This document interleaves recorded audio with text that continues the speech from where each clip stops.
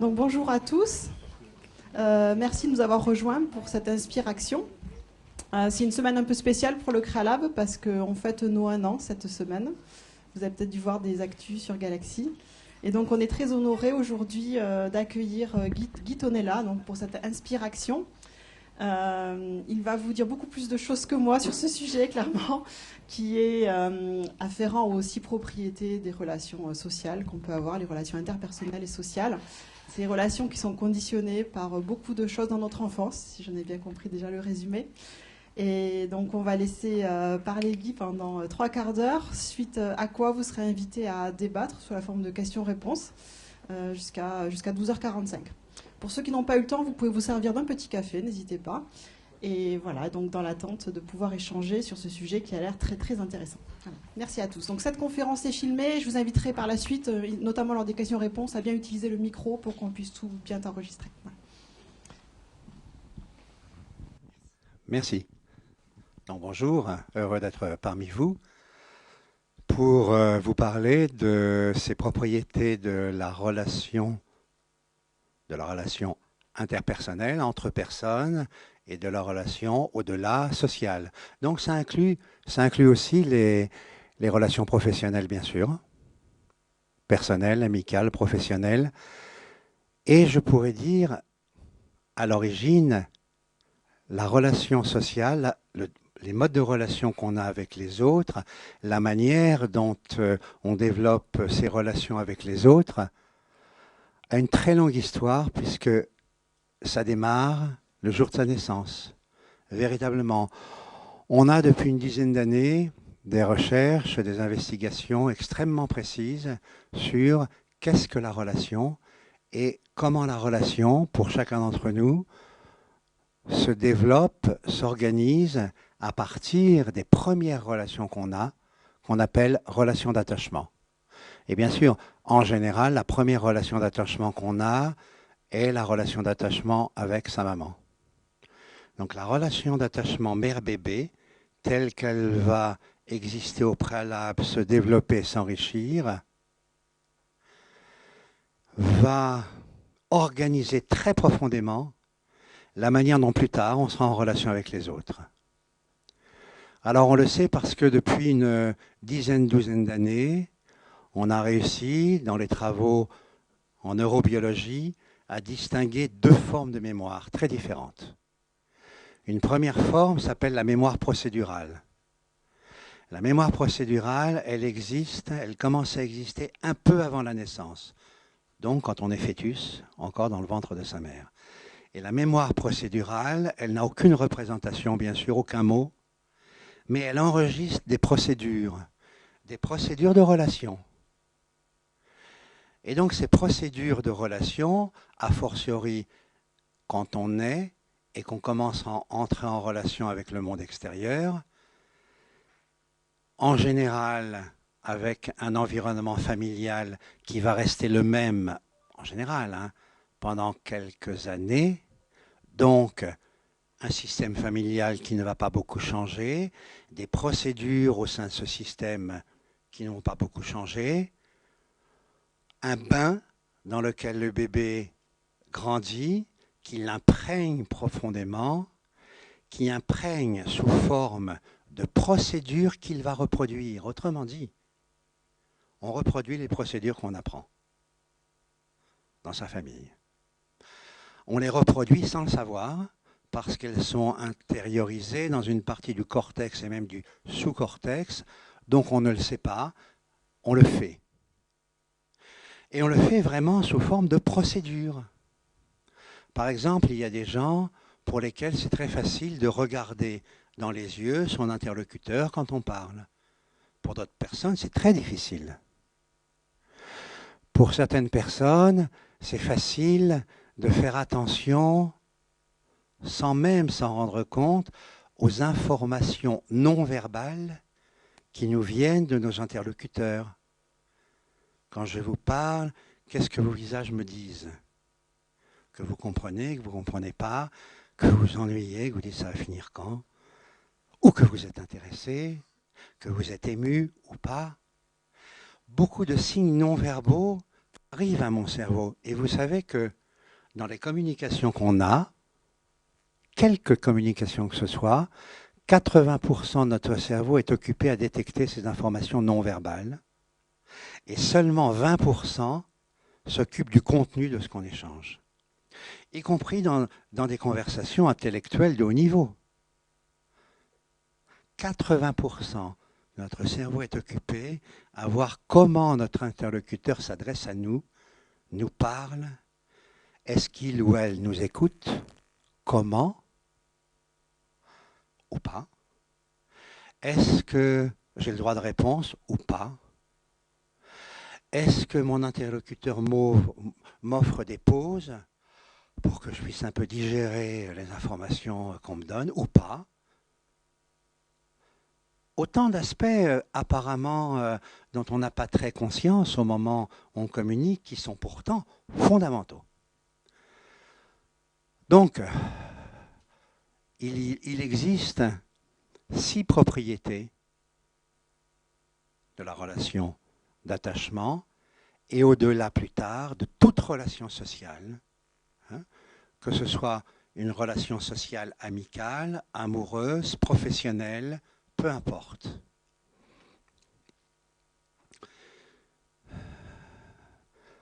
Ces propriétés, on les possède ou pas, ou en partie. On a eu la chance de les découvrir, de les intérioriser, de les explorer pour pouvoir les reproduire plus tard. Super. Ou une partie d'entre elles seulement. D'autres propriétés nous ont échappé parce qu'elles n'existaient pas en famille. Je prends un exemple simple. Ce sera la 6e et dernière propriété dont je parlerai, qui s'appelle la réparation de la relation. Propriété fondamentale. Ça veut dire la chose suivante. Si à un moment donné, je dis quelque chose à quelqu'un qui, dans son contenu ou dans la manière dont je le dis, est un peu blessant, cette personne va m'envoyer des signes. Peut-être uniquement des signes non verbaux. Du genre se contracter, serrer la mâchoire, cesser de respirer, au contraire, respirer très vite. Des signes qui, si je suis suffisamment sensible, me montreront que je l'ai blessé. La réparation, ça veut dire simplement, par exemple, « Ah, est-ce que ce que je vous ai dit ou t'ai dit t'a blessé ?» ou « Oui.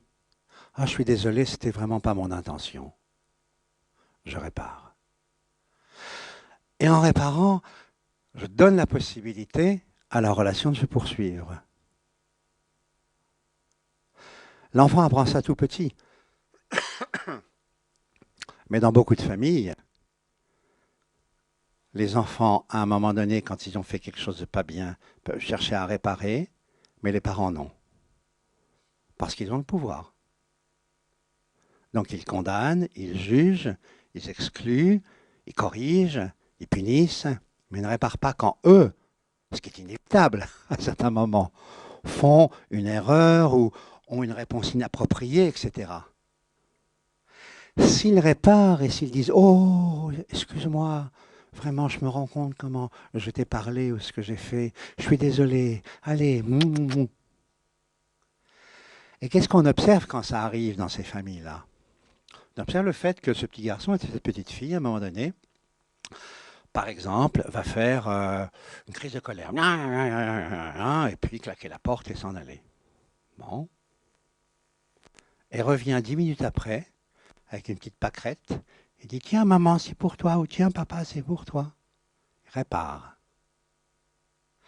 C'est-à-dire que cette procédure qu'ils ont expérimentée de la part de leurs parents, ils l'apprennent, ils l'expérimentent, puis ils l'intériorisent, ils se l'approprient pour la répéter. Et dorénavant, ils deviennent capables de réparation. Donc de réparation au niveau des relations familiales, mais au-delà, dans le futur, au niveau de quelque relation sociale que ce soit. Probablement que si la majeure partie des gens savait, connaissait cette propriété, l'explorait, l'apprenait, mais plus tard, il y aurait moins de conflits. Et au niveau des grands groupes ou des sociétés, probablement moins de guerres aussi. Donc voilà l'une des propriétés, j'ai commencé par la dernière, qui est la réparation, est une des propriétés de la relation qui s'apprend à la maison ou qui ne s'apprend pas, qui peut se découvrir et s'apprendre plus tard et qui est fondamentale. Ces propriétés, donc, elles sont enregistrées, encodées dans notre cerveau, dans une mémoire qu'on appelle la mémoire procédurale. Donc ce sont des séries de procédures qu'on apprend sans s'en rendre compte et ensuite qu'on va reproduire. Ok. Première. Donc voici les 6 propriétés dont je vais vous parler. L'intentionnalité mutuelle, la synchronisation mutuelle, l'accordage affectif, la contenance, la régulation des états de vitalité et des états sensoriels et émotionnels que l'on a, et la dernière, la réparation. Je commence par la première et je vais essayer d'être le plus simple et le plus clair possible. Et si ce n'est pas le cas, j'essaierai de le lire sur vos visages et vous me le direz. Donc à n'importe quel moment, vous pouvez m'interrompre pour me dire là, on ne comprend pas très bien ce que vous dites. Hein. L'intentionnalité mutuelle, ça veut dire que il n'y a pas de relation possible à 2 ou à plusieurs sans que on ait cette intention les uns et les autres. Si j'ai l'intention de vous parler, mais que vous n'avez pas l'intention de me recevoir, il n'y a pas de relation. On sera peut-être dans comme si, on fera comme si, mais il n'y aura pas de relation véritable. Il n'y aura pas d'interaction véritable. Donc pour qu'il y ait une vraie relation, quelle qu'elle soit, il faut qu'on ait une intention commune. C'est très important. Autrement dit, si vous imposez à quelqu'un une relation, ce quelqu'un qui n'en a pas l'intention, ça ne marchera pas. Ce sera comme si, mais ça ne marchera pas. Un exemple. L'origine de cette intentionnalité mutuelle, elle est encore dans la relation mère-bébé. On a filmé des relations mère-bébé réelles, de mère vivante, normale, etc., puis de mère dépressive. Alors comment ça se passe avec une mère dépressive? Tous les bébés ont l'intention de communiquer, c'est-à-dire que l'intention de la relation est préprogrammée chez tous les mammifères. Tous les mammifères ont l'intention d'être en relation avec les autres, et au départ avec leur maman. Comment ça se passe avec une maman dépressive? Le bébé essaie de communiquer à sa manière, hein, c'est-à-dire vocalement, visuellement et gestuellement. Du genre, se tourne, regarde la maman, ou son papa. Et cette maman qui est dépressive n'entend pas, a son bébé dans les bras, mais n'entend pas, ne répond pas, complètement absorbée, préoccupée par autre chose. Et le bébé continue. Puis à un moment donné, et là, oui, qu'est-ce qu'il y a? Et ceci tant de fois. Qu'est-ce qu'on observe? Au bout de quelques semaines, le bébé cesse d'avoir l'intention de communiquer. Simplement. Il cesse de demander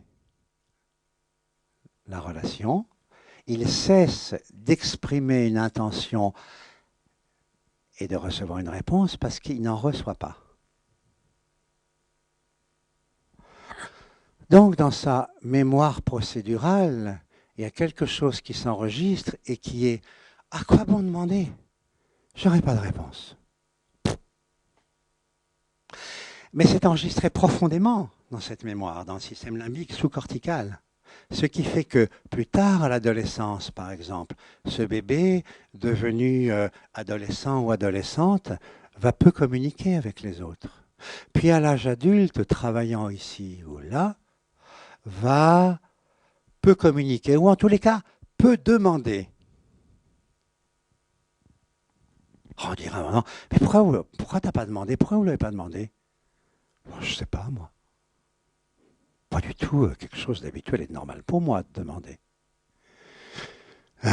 Parce que la conviction existe intérieurement que, qu'importe que je demande, je n'aurai pas de réponse. Dans ma vie professionnelle, je suis psychothérapeute aussi, donc je travaille avec des patients. Et combien de fois il arrive que quelqu'un vienne, demande une thérapie, arrive, s'assied. Bon, donc on fait connaissance. Je dis, est-ce que vous pouvez me dire un peu en quelques mots pourquoi vous voulez faire cette démarche? Qu'est-ce que vous attendez? Je ne sais pas. Je ne sais pas. Alors au début, ça m'étonnait, mais comment on peut venir sans savoir pourquoi on vient? Et pourtant, oui, c'est possible. Et de plus en plus. Et de plus en plus parce que je viens parce que ça ne va pas, parce que je ne me sens pas bien, etc. Mais pourquoi? Mais j'en ai aucune idée de pourquoi. Telle confusion dans ma tête, j'ai aucune idée de pourquoi. Aucune idée de ce qui ne va pas. Je n'ai pas cette organisation à l'intérieur de moi, cette réflexion, cette clarté qui fait que je peux comprendre pourquoi ça ne va pas, au moins certaines choses, et arriver en disant, ben voilà, au moins ça et ça qui ne va pas. Il y a des gens qui arrivent, qui s'assiedent, et l'effort qu'ils ont fait pour venir jusque-là s'asseoir est tellement grand, on ne peut pas l'imaginer, qu'une fois arrivés là, ils ne peuvent plus qu'attendre. Alors c'est le monde à l'envers, il faudra que je parle pour eux, c'est un peu ça. Bon, c'est un peu plus complexe que ça, mais c'est ça. Il faudra soudainement que je montre qu'il existe des êtres humains qui parlent, qui ont des intentions de contact, des intentions de relation, et ceci pendant un certain temps avant que j'ai des réponses, moi. Donc voilà l'intentionnalité mutuelle, première propriété si fondamentale. Mais encore une fois, hein, on a l'impression que tout le monde a ça, ce qui n'est pas vrai. Il existe un certain nombre de gens qui ont peu d'intention ou qui doivent faire des efforts pour rejoindre les autres. Qu'est-ce que je vais leur dire? Oh, si on se rend compte, qu'est-ce qui va se passer? Wow. Deuxième propriété, la synchronisation mutuelle. Pour communiquer, pour être dans une relation qui sera une relation d'écoute, une relation créative, il existe cette propriété absolument importante qui est la synchronisation mutuelle. La synchronisation mutuelle, ça veut dire que on s'écoute, qu'on dit quelque chose et qu'on attend une réponse. Il y a des gens, ils vous parlent, ils n'arrêtent pas de vous parler, ils n'attendent aucune réponse. J'évoquais juste avant l'inverse. Il y a des gens, ils arrivent, ils s'assiedent, puis ils attendent. C'est peut être gênant parfois. Mais ces gens qui pourraient dire « j'ai rien à dire », ce qui n'est pas vrai, évidemment. Simplement, ils ne savent pas comment faire. Ben là, c'est l'inverse. C'est « Ah, bonjour. Bonjour, alors je voulais vous dire... » Et à un moment donné, je dis « Hey, au secours. Vous pouvez me laisser respirer juste 2 secondes. » Parce que il commence une partition sans une pause. Ça n'existe pas en musique. Il y a toujours des pauses. Et puis, si quelqu'un me parle sans arrêt, sans faire de pause, comment je peux digérer ce qu'on me dit? C'est impossible. Au bout d'un moment, c'est le cerveau. Si réellement j'écoute, bien sûr, hein, si réellement j'écoute, au bout d'un moment, mais mon cerveau me fait mal. Parce que je suis en train de galoper. Et puis, un élément important. les fonctions cognitives du cerveau, c'est-à-dire écouter et comprendre ce que l'autre me dit, quelque chose qui est un peu mental, intellectuel. Hein. Ça va beaucoup plus vite que sentir ce qui se passe chez l'autre qui me parle. Percevoir comment est cette personne qui me parle, émotionnellement parlant. Notre cerveau va plus lentement là. Ce qui veut dire que chez les gens qui parlent beaucoup, et en plus assez vite, très rapidement, si je veux continuer à les écouter, je ne sens plus rien. Parce que je ne suis que dans ma fonction intellectuelle.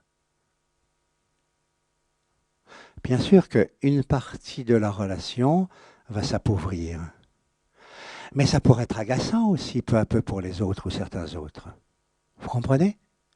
Qui diront, mais quelle place j'ai, moi, pour répondre, pour parler, pour... Ça va trop vite. Ça va trop vite. Or, nos cerveaux ont un rythme d'absorption. Enfin, les cerveaux qui veulent absorber pas seulement des éléments intellectuels ou mentaux, de quel type qu'ils soient, mais aussi les impressions émotionnelles qui les accompagnent. Ce que vous me dites est aussi important de comment vous me le dites. Alors, dans la vie sociale, bien sûr, mais y compris dans la vie d'entreprise. Donc la synchronisation, c'est se synchroniser dans ce qu'on se dit, dans ce qu'on échange, et répondre ni trop tôt, ni trop tard. C'est un art, hein. Si je reviens à la mère avec son bébé, vous avez des mères qui sont très insécures. Okay, elles sont insécures, elles n'ont pas confiance en elles craignent de ne pas être une suffisante bonne mère. Et alors, si vous les filmez, si vous regardez comment ça se passe, le bébé fait parce qu'il va exprimer quelque chose, et là, il a la réponse. Il se réveille et il fait paf, il a le sein ou le biberon dans la bouche.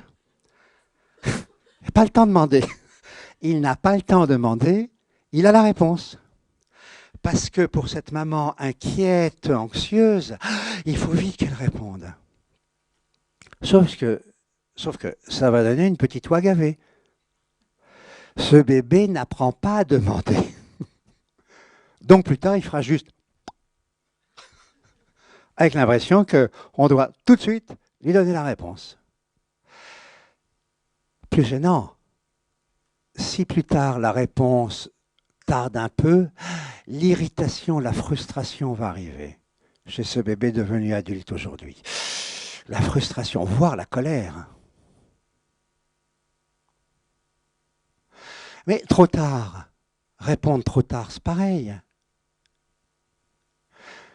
Est-ce que, s'il te plaît, tu peux me donner ce stylo? Pas de réponse. Puis au bout d'un moment, ouais, tiens, mais c'est trop tard. C'est trop tard. Quand ça se passe avec les enfants, ça, que la réponse est trop tardive, ça les rend très sensibles, hypersensibles à la frustration et très coléreux. C'est trop tard. Et qu'est-ce qu'ils disent? J'en veux plus. Même un gâteau. Tu me le donnes trop tard, eh ben, j'en veux plus de ton gâteau, garde-le. Donc la synchronisation, c'est une propriété très importante et c'est une propriété qui va s'exprimer de manière un peu différente avec chaque interlocuteur, chacun ayant sa propre manière très subjective hein, de se comporter, d'être en relation avec les autres, etc. Mais c'est une propriété très importante. Et elle pourrait être résumée de cette manière. Répondre ni trop tôt, ni trop tard. Okay. Troisième propriété s'appelle l'accordage affectif. Je l'ai évoqué tout à l'heure. L'accordage affectif, ça veut dire qu'il n'existe aucune relation vraie si n'y est pas inclus une dimension affective. Même quelque chose de sobre.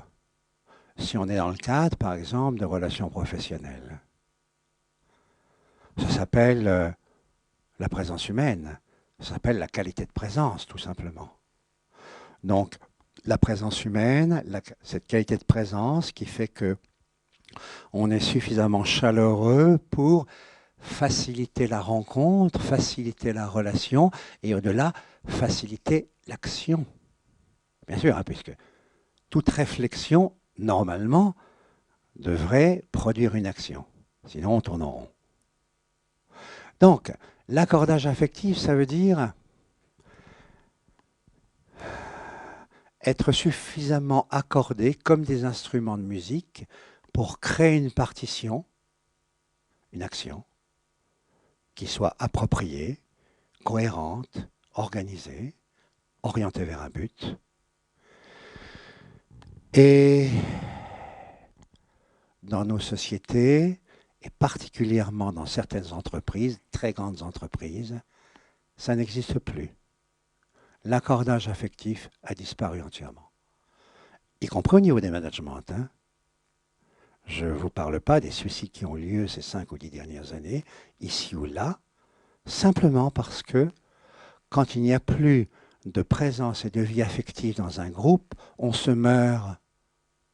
Alors je ne parle pas de passer des journées à bisounours, non, mais d'être dans une présence mutuelle où l'affect, le sentiment, la qualité humaine, tout simplement de présence mutuelle, existe. C'est encore une propriété de la relation et une propriété absolument fondamentale. Je crois que dans beaucoup de groupes, qu'ils soient professionnels ou pas, cette propriété devrait être davantage développée.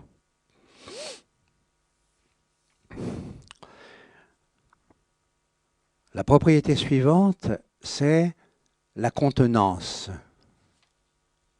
La contenance, c'est contenir. Alors, dans le vocabulaire habituel, on parle plus de se retenir.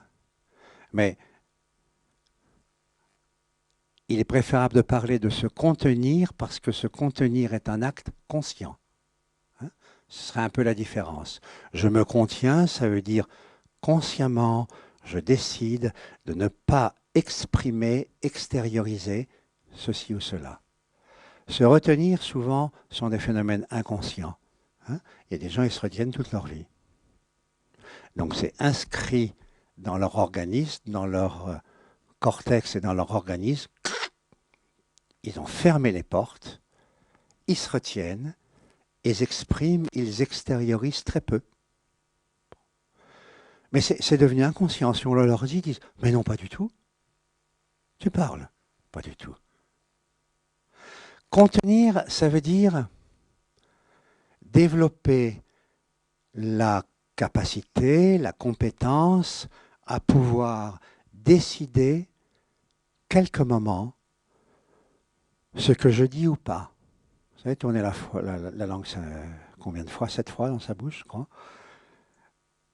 Parce que parfois on se dit, est-ce que je peux dire ça ou pas? Est-ce approprié de dire ça ou pas? Très bonne question.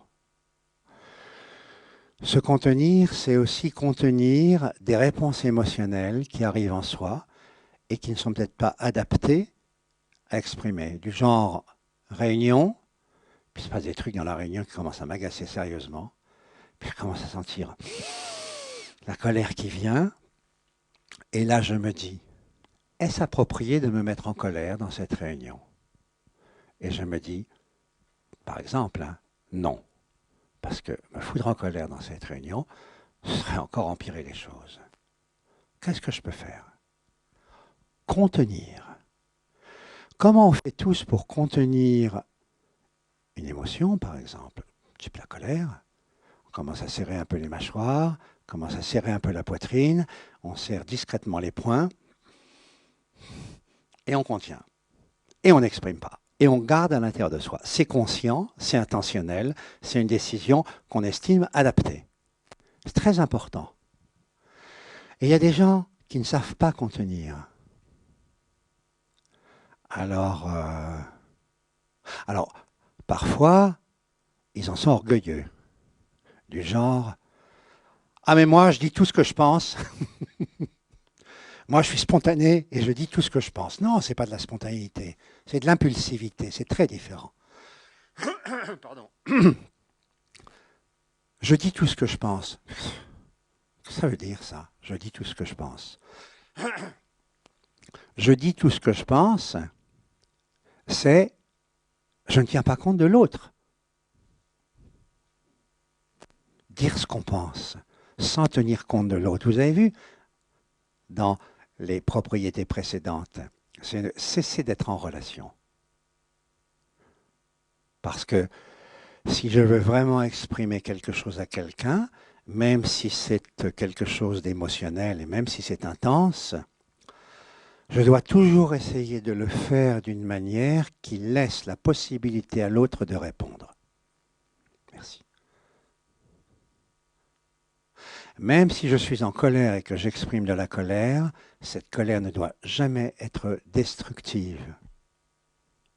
Sinon, ça veut dire que dans la manière dont je m'exprime, j'essaye de détruire l'autre, de ne lui laisser aucune chance. Donc, c'est pas facile, hein, la véritable relation. Ça veut dire aussi, la véritable relation, que je ne peux pas juste dire tout ce que je pense, je ne peux pas juste exprimer tout ce que je ressens, je ne peux pas non plus avoir tous les gestes qui pointent le bout de leur nez à l'intérieur de moi. Non. À certains moments, je décide à l'intérieur de moi de ce qui est approprié ou non dans ce contexte-là. Dans ce contexte-là. Donc le contexte important aussi. Et si par exemple je sors de cette réunion où j'ai contenu mon irritation, ma colère, et que je rentre, que je prends ma voiture pour rentrer, et que j'ai toujours cette tension à l'intérieur de moi, je peux mettre la radio, chanter à tue-tête, la la la la la la la la la, et dissiper cette tension. Vous comprenez? C'est important de la dissiper ensuite. Mais la contenance est fondamentale. Eh bien, les gens qui n'ont pas eu la chance, la possibilité d'apprendre à se contenir, peuvent être submergés par leurs propres émotions, ne peuvent pas contenir, ou envahir les autres de leurs propres émotions. Quel travail cet apprentissage de contenir. Ça ne veut pas dire encore une fois retenir, hein. C'est contenir parfois en fonction des gens et des environnements dans lesquels je suis. C'est une décision consciente, très importante. Eh bien, il y a des enfants qui n'apprennent pas ça au sein de leur famille et qui restent impulsifs et qui sont des adolescents ou des adolescentes impulsives et qui deviennent des adultes. Alors, soit impulsifs, soit quand ils devraient contenir, qui se mettent à retenir et à rompre au moins momentanément les relations parce que en restant dans la relation, ce serait trop. Donc ils en vont. Ils rompent, ils tournent le dos, ils partent. Comment pourrait-il apprendre à contenir? Vous savez, c'est le principe de la cocotte minute. Si j'habite une cocotte minute, mon organisme,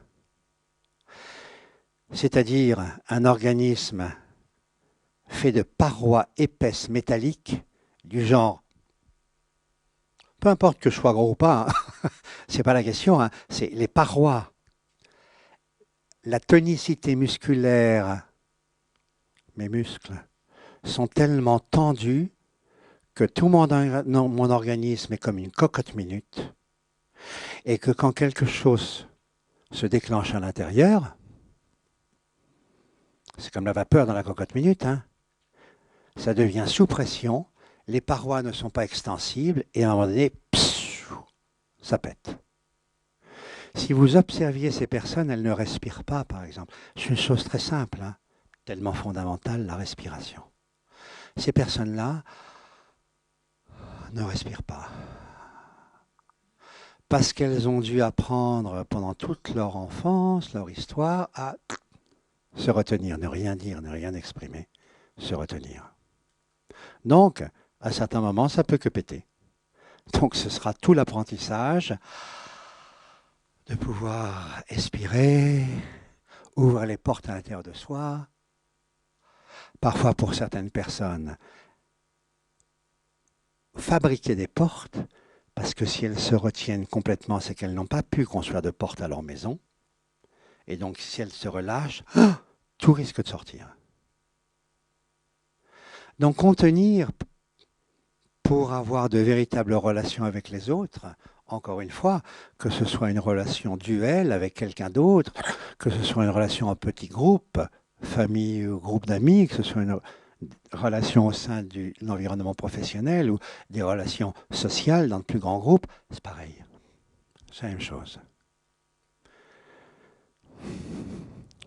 Et enfin, la cinquième propriété de la relation sociale, c'est ce qu'on appelle la régulation des états de vitalité et des états sensoriels et émotionnels à l'intérieur de soi. Donc, comment je peux régulièrement, continuellement, réguler mes états? Les états de vitalité, ça veut dire, est-ce que je suis complètement fatigué et à plat? Ou est-ce que j'ai suffisamment de vitalité? C'est ça. Encore faut-il avoir la perception de ces états.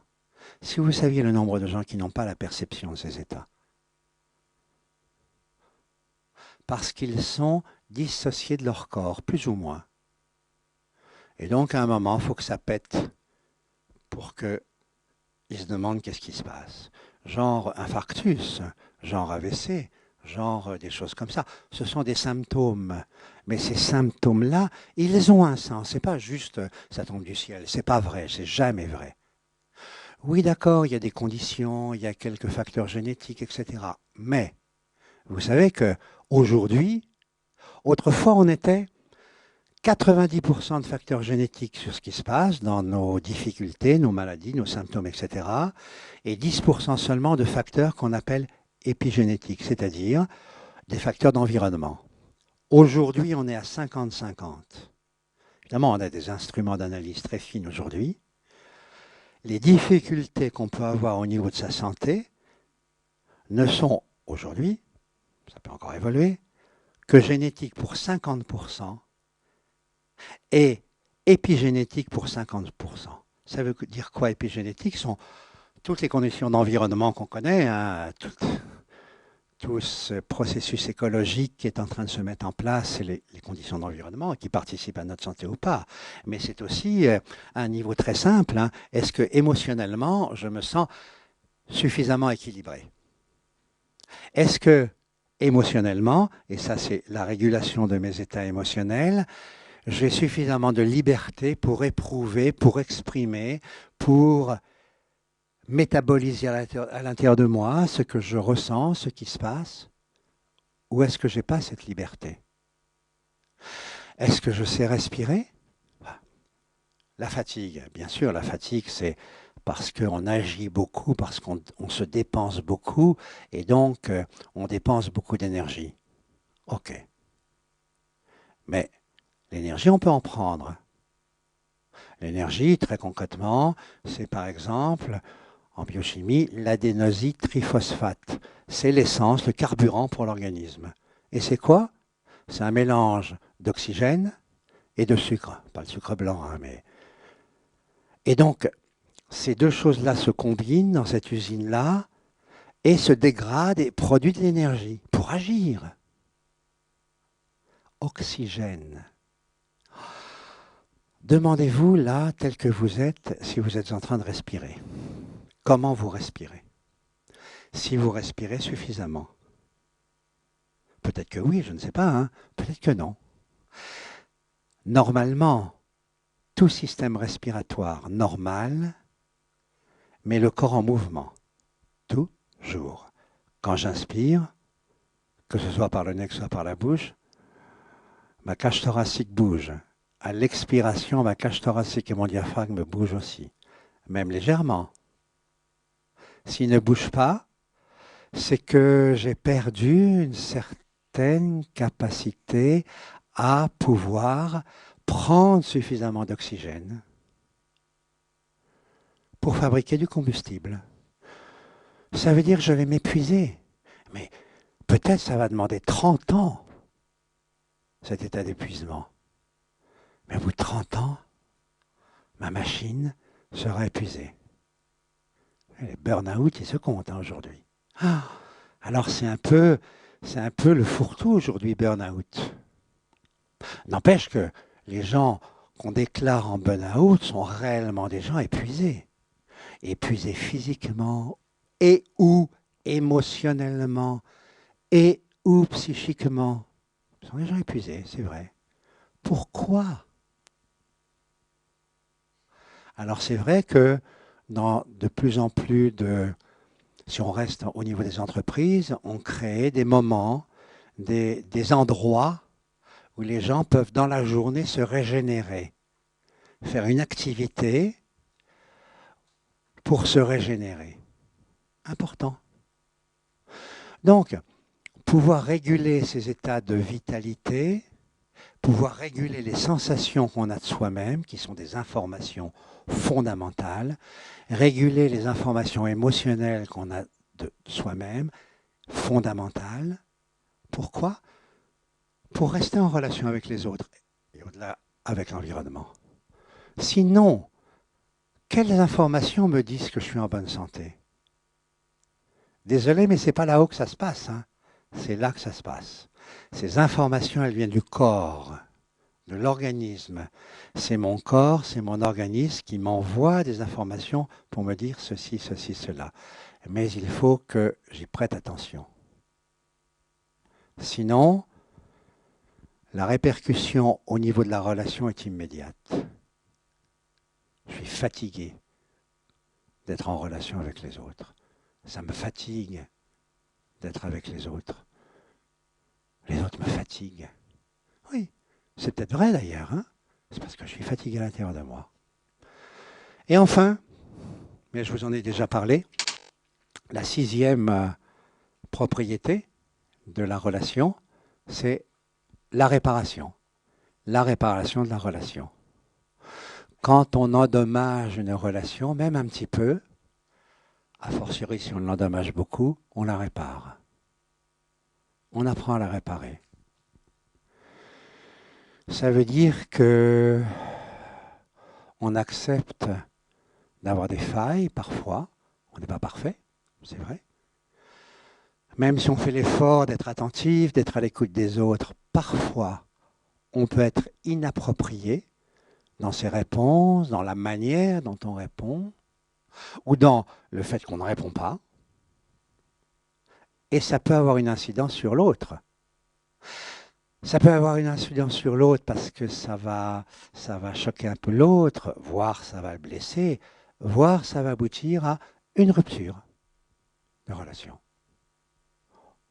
Qu'on ne réparera pas bien sûr, puisque dans tous les cas, c'est la faute de l'autre. Grand classique. Hein. Quand on est dans une difficulté relationnelle, voire dans un conflit relationnel, la plupart du temps, ce qui nous vient d'abord à l'esprit, c'est l'autre. Mais il n'a pas vu, elle n'a pas vu comment que. Mais bien sûr que, grosso modo, on est responsable à 50%. 50-50. Parce que j'ai agi, j'ai parlé, je me suis exprimé tel que je suis. Et tel que je suis, ça implique aussi de temps en temps des failles, des côtés un peu pas adaptés à la situation, ou parfois pas contents, ou parfois qui voudraient être tout puissants. Mais non.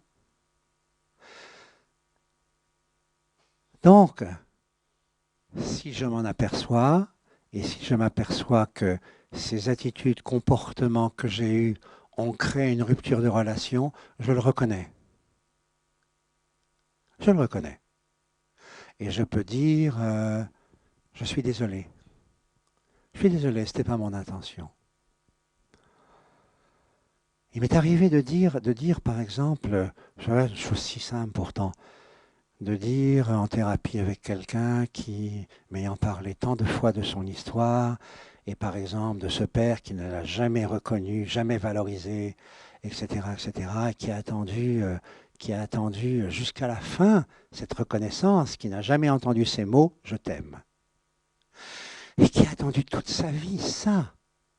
Ces mots si simples, oui je t'aime, cette reconnaissance,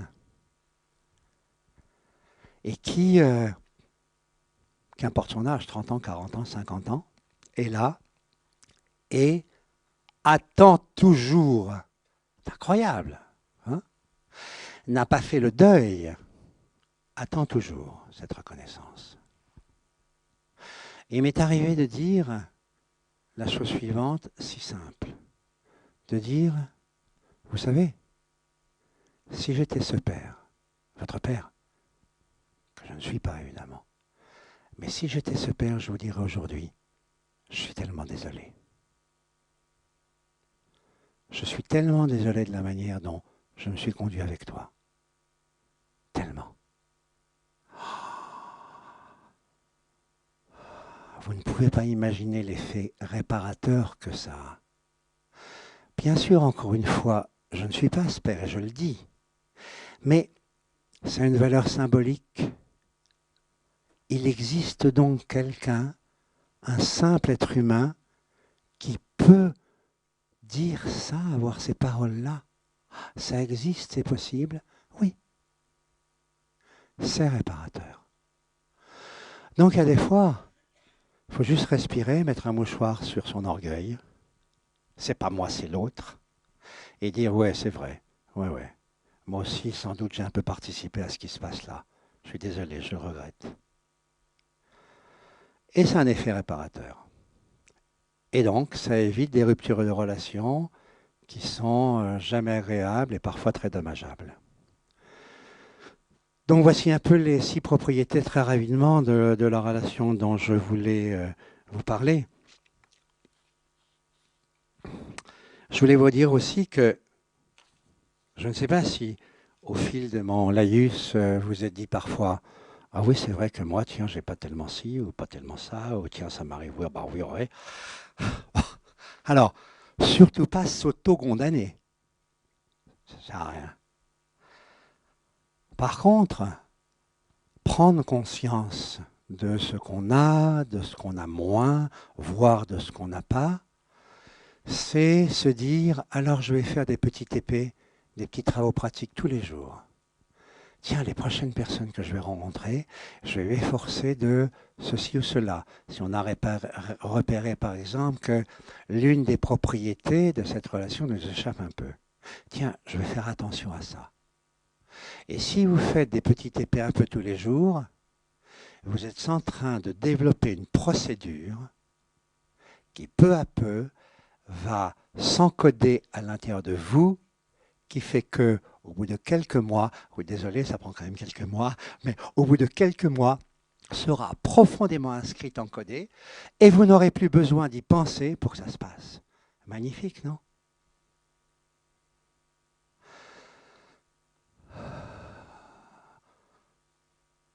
Autrement dit, espoir, espoir, espoir d'évolution. Et si vraiment on le prend sous cet aspect-là, d'évoluer continuellement, de changer quelque chose continuellement, de créer quelque chose de plus, c'est juste vivre et juste passionnant.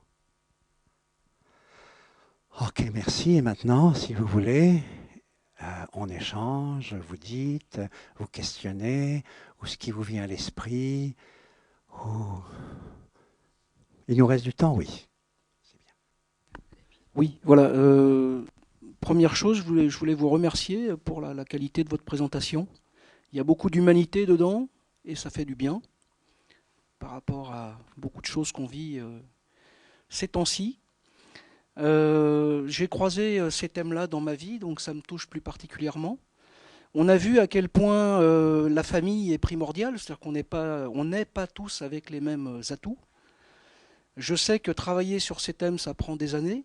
Et il faut rencontrer des gens très très compétents. Et entre 1000 questions que je pourrais vous poser, je m'interrogeais là aujourd'hui sur le rôle de l'école dans la formation des élèves, pour les aider justement à grandir dans ces zones sur lesquelles ils n'ont pas eu la chance d'avoir des atouts familiaux. Merci pour cette question parce que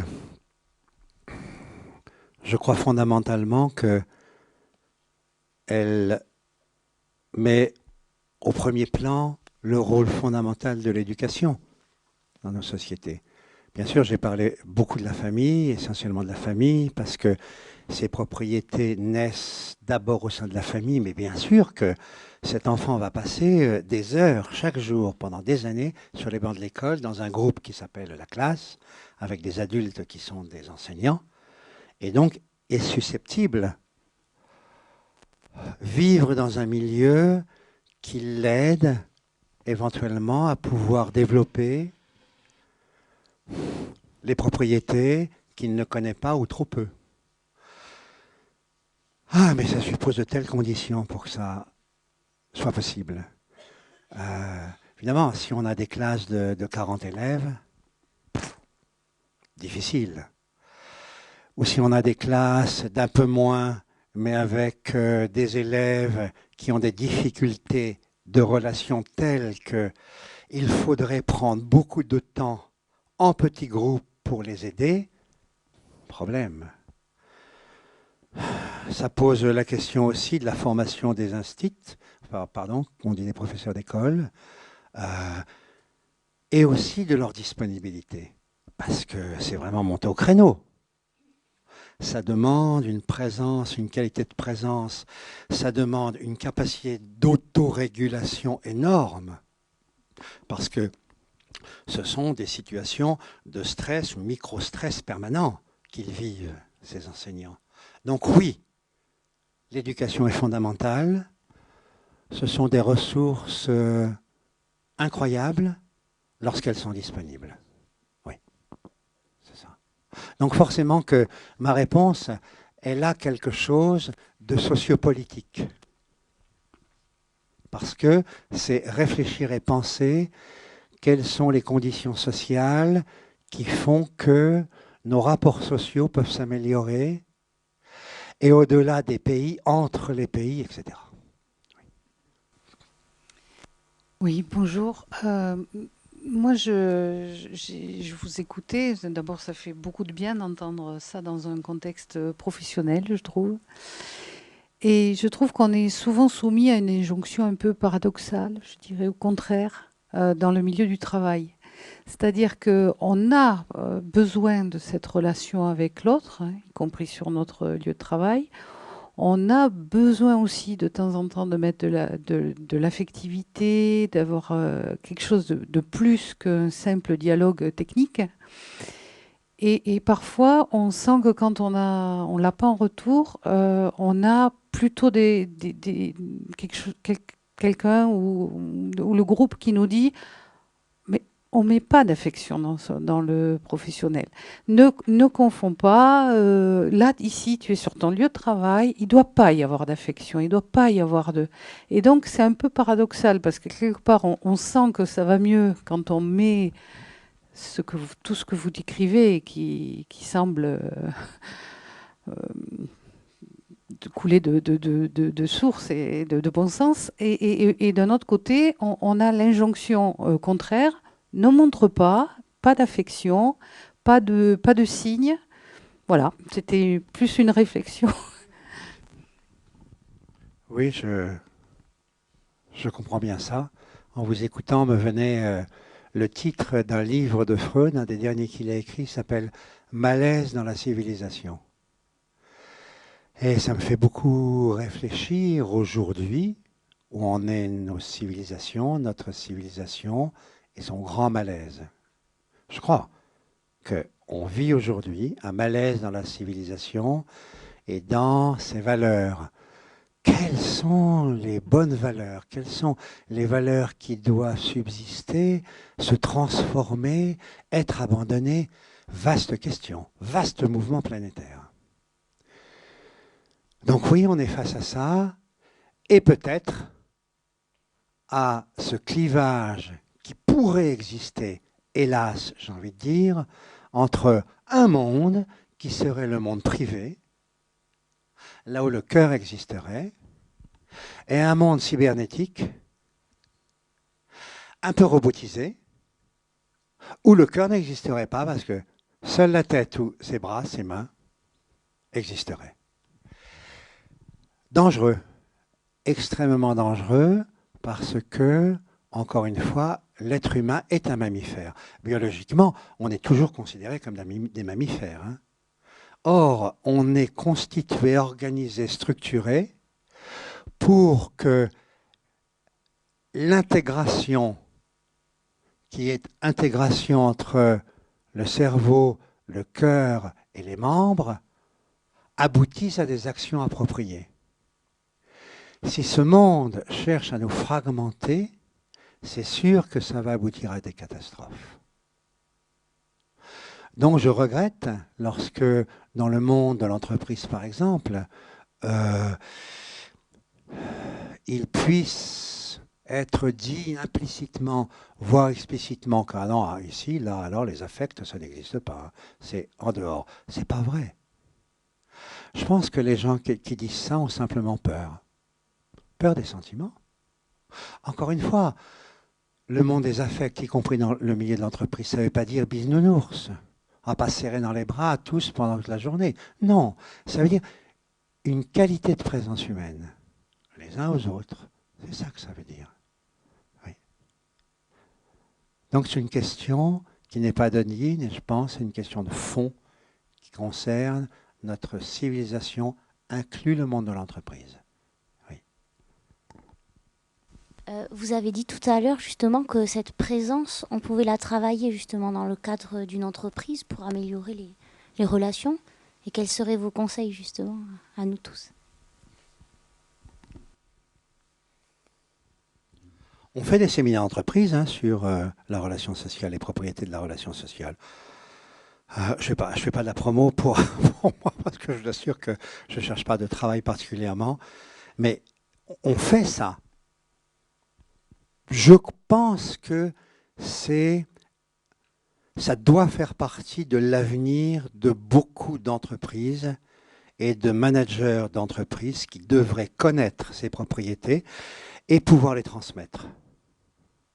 Parce que, encore une fois, c'est à la base de la relation sociale qui permet à des groupes de vivre et de vivre suffisamment bien. Notamment dans des endroits où on demande beaucoup d'efforts aux gens. Demander beaucoup d'efforts aux gens, c'est, je pense, d'autre part, les nourrir, pas seulement au self, c'est les nourrir dans la qualité de présence qu'ils rencontreront au sein de l'entreprise et entre eux. Donc oui, c'est faire des petites épées soi-même chaque jour, comme j'en parlais, mais pourquoi pas faire un stage ou l'autre où on développe et on travaille ces propriétés. Et on les travaille de manière très simple. Ce n'est pas du tout intellectuel, c'est une pratique. C'est des procédures. Des procédures. Par exemple, on se parle là et on se regarde. J'ai cette chance, vous me regardez. C'est pas évident. S'asseoir et se regarder en respirant. Combien de gens, au bout de 10 secondes, sont mal à l'aise? Parce qu'ils disaient, bon, et maintenant on fait quoi? Ok, d'accord, on peut faire quelque chose. Mais est-ce que c'est possible de prendre juste 10 secondes et de se regarder, puis de fermer les yeux, puis de rouvrir les yeux? Simple. C'est le démarrage de l'intentionnalité mutuelle. Waouh, c'est tellement simple. Mais je peux vous dire dans l'expérience, parfois, c'est délicat. Donc, oui, il y a des exercices des situations très concrètes et très pratiques qui permettent de développer chacune de ces propriétés. Des procédures. Oui, juste pour confirmer, par rapport à ta remarque, il y a beaucoup de séminaires, gestion du temps, empathie, relationnel. Moi, j'ai eu la chance d'y participer parfois, d'être formé, qui sont super intéressants. Et là, il y a beaucoup de progrès à faire. Donc, au CNES, il y a quand même des initiatives, comme vous l'avez dit. C'est les nourritures affectives de Cyrulnik ou de Toby Nathan, je ne sais plus. Par exemple. Et c'est là où on pourrait peut-être gagner énormément d'efficacité, surtout dans un monde qui se transforme numériquement et qui amène des changements de regard très profonds. Tout à fait. Allô, oui. Tout à fait, vous avez parfaitement raison, oui. Donc vous avez des auteurs tels que ceux que vous avez cités qui sont effectivement très branchés sur cette réflexion-là. Oui. Bonjour, merci pour cette présentation. Moi, je ne sais pas si vous nous avez regardé, il y a beaucoup de femmes ici, et beaucoup plus de femmes que d'hommes. Je suis désolée, messieurs, mais vous êtes peu nombreux. Est-ce que, pour vous, ça veut dire quelque chose? Ou est-ce que dans le monde d'entreprise, est-ce que on est peu, c'est plus un profil particulier homme ou femme, hein, mais qu'on trouve beaucoup chez les femmes, qui s'interrogent là-dessus ou pas? Alors, c'est une réalité. Messieurs, merci de ne pas m'avoir laissé tout seul. Mais c'est vrai que dès qu'on aborde des thèmes qui sont liés à la sensibilité, à la relation et à la sensibilité, on a beaucoup plus un problème, un public de femmes que d'hommes. Pourquoi? Parce que dans nos sociétés et dans l'éducation qu'on reçoit, les hommes, les petits garçons, les ados, plus tard les adultes, sont plus amenés à développer des comportements où ils retiennent leur sensibilité, leurs sentiments, et dans ces environnements sociaux qui sont les nôtres, les femmes par contre ont plus le droit, les petites filles, les adolescentes, les femmes ont plus le droit d'exprimer leur sensibilité. Vous savez, je travaille en Chine, je fais la formation en Chine, donc j'y vais 3 fois par an, et la première fois que j'y suis allé, j'avais un séminaire de 4 jours sur l'attachement, la relation d'attachement, très proche de ce que je fais là. Et à la fin de la première journée, il y a un jeune adulte, qui fait 35 ans je crois, je savais qu'il était marié, qu'il avait un petit garçon de 5 ans, et il me dit, est-ce que je peux vous poser une question? J'ai dit oui, bien sûr. Et il me dit, c'est quoi exactement l'amour? C'est quoi exactement le sentiment d'amour? Et je vois tous les gens, il y avait une quinzaine de personnes qui est là, qui font. Profondément intéressés par la question. Je suis resté un peu idiot, parce qu'en 40 ans de carrière, personne ne m'avait demandé c'est quoi l'amour. C'est-à-dire que même quelqu'un chez nous, dans nos sociétés, qui a été privé d'amour, qui n'a pas reçu beaucoup de tendresse, a toutefois, ici ou là, rencontré quelqu'un qui lui a fait éprouver quelque chose de bon, d'amour, de tendresse. Donc on sait plus ou moins ce que c'est que l'amour, même si on en manque ou on en a manqué. Dans d'autres cultures, non. Quasiment pas. Donc, c'est pire. Même les femmes n'expriment rien, n'expriment pas leur sensibilité, ravalent tout, retiennent tout. Si je reviens à notre monde occidental, quel dommage, effectivement, que je crois qu'il y a quelque chose qui est un peu en train de changer aussi. C'est-à-dire que dans ce monde actuel où les valeurs, qui étaient vraiment extrêmement fermes, commencent un peu à s'assouplir et où le cœur n'est plus le monopole des femmes. Ça me rappelle quand Valéry Giscard d'Estaing avait dit à Mitterrand, vous n'avez pas le monopole du cœur. Mais c'est ça, tant mieux. Tant mieux si les hommes peuvent avoir le droit, socialement parlant, d'être des personnes sensibles. Tant mieux. Pourvu qu'il y en ait de plus en plus.